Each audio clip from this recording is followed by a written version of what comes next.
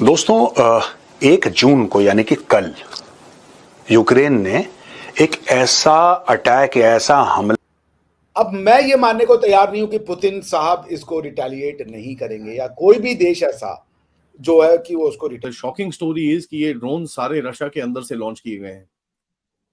They have been smuggled inside over the period of 8 रूस के ऊपर लॉन्च करा कि पूरी दुनिया सख्ते में आ गई। किसी को समझ में नहीं आया कि अटैक एक्चुअली हुआ कैसे है। रिटेलिएट नहीं करें। नुकसान कितना बड़ा हुआ है, कई लोग कह रहे हैं कि कई उनके जो बहुत स्पेशल Tu-65 या 3 मंथ्स, ठीक है, वुडन बॉक्सेस के अंदर एंड उस ड्रोन के नीचे क्वाड्रो ड्रोन के नीचे एक छोटा सा बॉम्ब लगा के विच इज साल से ये लोग प्लान कर रहे थे। मोटा मोटी मैं आपको बताऊं, बेलाया एयरबेस है। अगर आप मैप देखेंगे आपको पता लगेगा कि मंगोलिया के बॉर्डर से ये बिल्कुल ऊपर नॉर्थ है, यानी कि it is very close to the Mongolian border. और ये यूक्रेन से तकरीबन 4000 किलोमीटर दूर है। आप जानते हैं Russia is geographically the largest country on earth.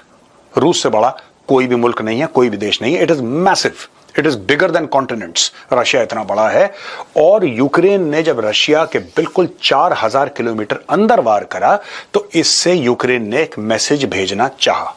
वो मैसेज क्या था कि हम रूस के, आप ये मत सोचना कि हम सिर्फ बॉर्डर पर लड़ रहे हैं, अगर हम चाहें तो रूस के दिल पे वार कर सकते हैं, हजारों किलोमीटर रशिया के अंदर वार कर सकते हैं।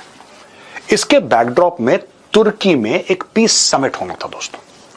अब ये पीस समिट होना था जहां पे रशियंस बैठते, यूक्रेनियंस बैठते और दोनों आपस में बातचीत करते और कहते कि साहब पीस किस तरीके से होगा। इंपॉर्टेंट बात यह है कि जिस तरीके से यूक्रेन ने अटैक करा, देखिए एक तो ऑपरेशंस वाली बात हो गई, वो मैं आपको बताऊंगा, लेकिन इसके पीछे स्ट्रेटेजिक थिंकिंग क्या है, ये इशू क्या है, अब मैं आपको बताता हूं दोस्तों। मामला बहुत खराब होने वाला है, not just between Ukraine and Russia, no. अब आप ये देखेंगे कि यूएस और रशिया के बीच में भी बहुत ज्यादा मामला खराब होने वाला है। दूसरी बात, आप ये देखेंगे कि रशिया और चाइना आपस में क्लोज होंगे and that is not good news for India. आप ये देखें ना, कहीं पे ड्रोन आते हैं, कहीं से अटैक करते हैं, हमसे हजारों किलोमीटर दूर कोई चीज होती है और वो हमारी जियोपॉलिटिक्स पे इंपैक्ट करती है। आज का प्रोग्राम इसी जियोपॉलिटिकल इंपैक्ट के नाम पे, खैर ड्रोन्स को फिजिकली ले जाया गया, उड़ा के नहीं, इनको फिजिकली ले जाया गया। और बेलाया एयरबेस के पास एक फार्मलैंड था, नॉर्मल फार्मिंग की जो होती है, कृषि की जमीन होती है, वहां पे लकड़ी के शेड बने थे। लकड़ी के शेड के अंदर गाड़ियां थी। जो गाड़ियां थी, जो ट्रक्स थे, ट्रक्स के बेड पे ये ड्रोन्स थे। ये फोटोग्राफ आप देख सकते हैं। अब ये जो ड्रोन्स थे, जब हुक्म मिला यूक्रेन से कि गो, तो ये ट्रक्स को बाहर ले जाया गया, बटन दबाया गया और ये सारे के सारे ड्रोन हवा में उड़ गए। लोगों का कहना है, एसबीयू जो स्पेशल ब्यूरो है सिक्योरिटी का यूक्रेन का, उसका यह कहना है कि साहब तकरीबन 7 से लेकर 8 अरब डॉलर का मॉस्को को यानी कि रूस को नुकसान हुआ है। वो ड्रोन उड़े और वहां पे वेरियस एयरक्राफ्ट्स को ये हिट करा इन लोगों ने, और कहते हैं कि कई सारे रूस के एयरक्राफ्ट इन्होंने तबाह कर दिए। मैं आपको बताता हूं दोस्तों, बड़ी इंटरेस्टिंग चीज है ये। 40 Tu-200 करके जो उनके बॉम्ब थे, अरे बॉम्बर थे, यानी कि एयरक्राफ्ट, उसको नुकसान पहुंचा है। सो यू नेवर नो, ठीक है ना।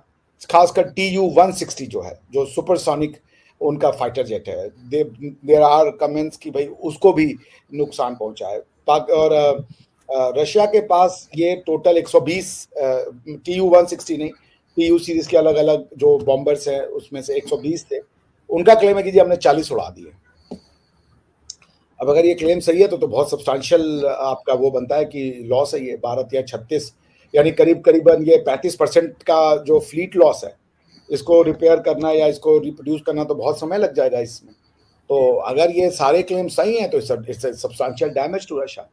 बट टू से दैट, ये ज़ेलेंस्की और यूक्रेनियन जो बात समझ नहीं रहे हैं, टू से दैट कि this will force Russia to come and sit on a table for a peace talk, this is something nonsensical.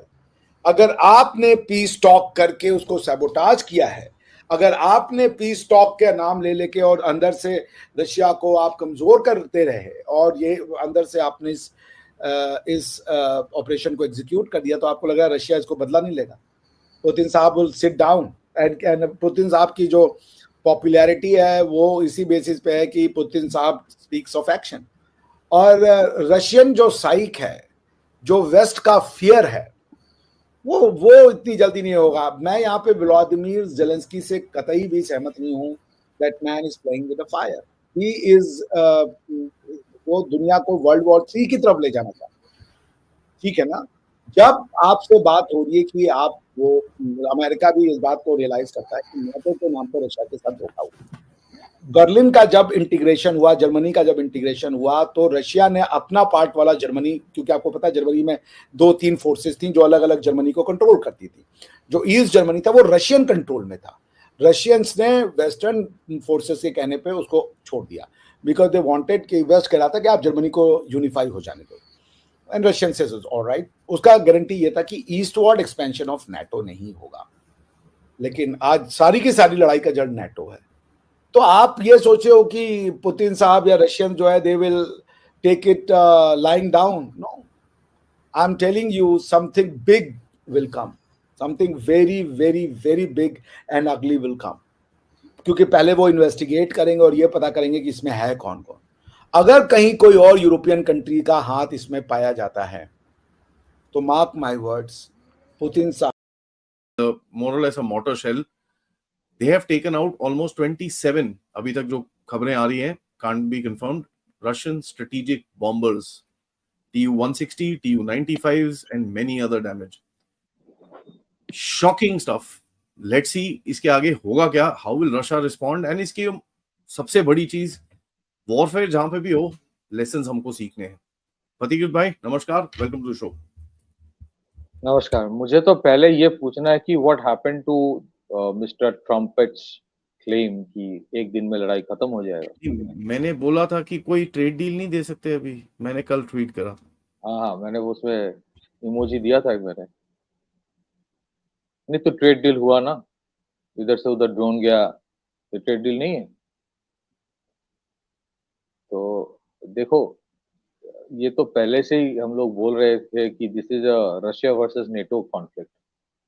पहली चीज तो ये समझना है, दो चीजें। नंबर 1,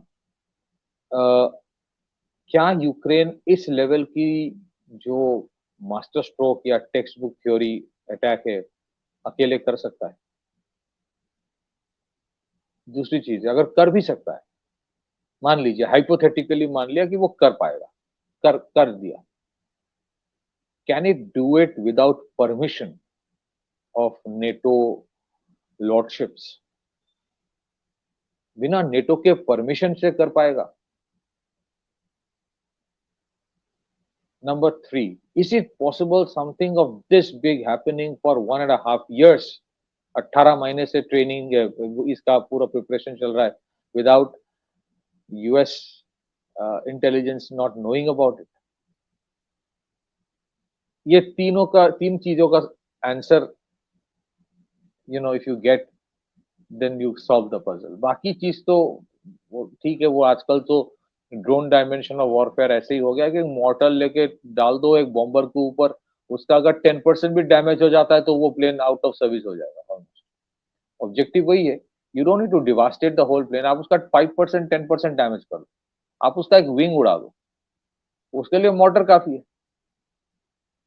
चौथी चीज है इस लेवल की जीपीएस, ये जो, तो इसके बारे में आपका क्या राय है, आपका ओपिनियन है? खुद ही अपनी ओपिनियन, खुद अपनी राय दे। नेक्स्ट वीडियो में, तब तक के लिए जय श्री राम, जय हिंद।